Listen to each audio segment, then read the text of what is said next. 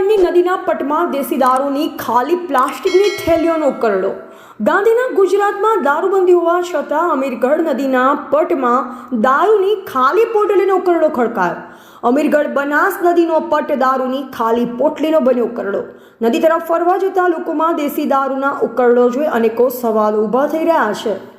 નદીને માતા તરીકે માનતા અને પવિત્રતા ભંગ કરતા તત્વો કોણ? લોકોને આસ્થા અને લાગણીઓ સાથે ખિલવાડ।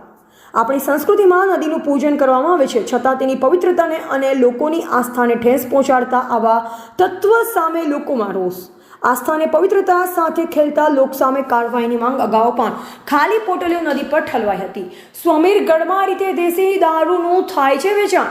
જો કે દેશી દારૂનું વેચાણ ન થતું હોય તો આ ખાલી થેલીઓ આવી ક્યાંથી? ગાંધીના ગુજરાતમાં દારૂબંધી પર અમીરગઢ વિસ્તારમાં દેશી દારૂનું ધૂમ વેચાણ થતું હોવાનું ચર્ચાસ્પદ।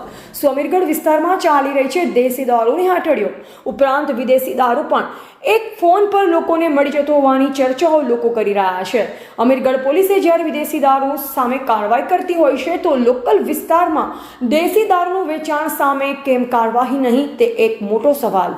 જો કે આ બાબતે પોલીસ તંત્ર અજાણ છે કે પછી જાણી જોઈ સબ સલામતના ગાણા ગવાઈ રહ્યા છે। અહેવાલ હસમુખ પ્રજાપતિ, અમીરગઢ।